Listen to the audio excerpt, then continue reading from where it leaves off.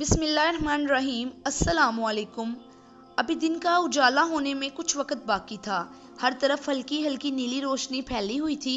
हज़रत उमर फ़ारूक रज़ी अल्लाह ताला अन्हो फजर की नमाज पढ़ने के बाद मदीने की एक बस्ती की तरफ रवाना हो गए।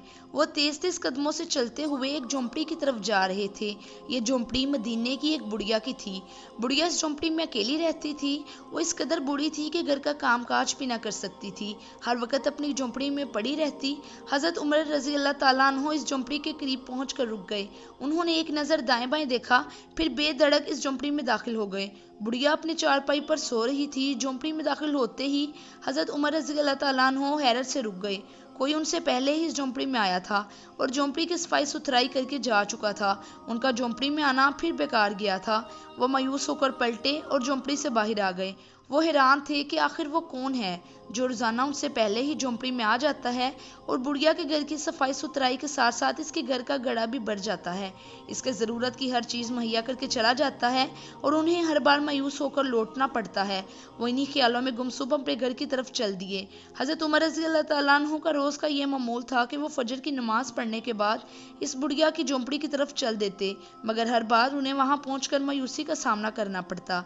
हज़रत उमर रज़ी अल्लाह ताला अन्हु ने पक्का इरादा कर लिया कि अब वो इस शख्स से पहले इस झोंपड़ी में पहुंचने की कोशिश करेंगे। ये सोचकर वो मुतमिन हो गए।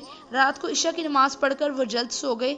जब रात का पिछला पहर गुजरा तो वो अपने बिस्तर से उठ खड़े हुए और मुस्कुराते हुए सोचने लगे कि आज मैं छुप कर देखता हूँ कि वो शख्स कौन है जो रोज़ाना मुझसे पहले इस बुढ़िया की झोंपड़ी में पहुंच जाता है और मुझे रोज़ाना मायूस होकर लौटना पड़ता है। हज़रत उमर रज़ी अल्लाह ताला अन्हु रात के अंधेरे में चलते हुए बुढ़िया की झोंपड़ी के करीब पहुंच गए और एक जगह छुप कर बैठ गए और इंतज़ार करने लगे। वक़्त आहिस्ता आहिस्ता गुजर रहा था। हज़रत उमर रज़ी अल्लाह ताला अन्हु दम साधे खामोशी से बैठे रहे।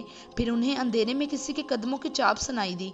वो अंधेरे में पूरी तरह आंखें खोलकर देखने लगे। उन्हें अंधेरे में एक साया झोंपड़ी की तरफ बढ़ता दिखाई दिया। वो चौकना होकर बैठ गए और साए के करीब आने का इंतजार करने लगे। साया आहिस्ता आहिस्ता झोंपड़ी के करीब आ रहा था। जब वो साया झोंपड़ी के दरवाजे के करीब पहुंचा तो हज़रत उमर रज़ी अल्लाह ताला अन्हु हैरान रह गए।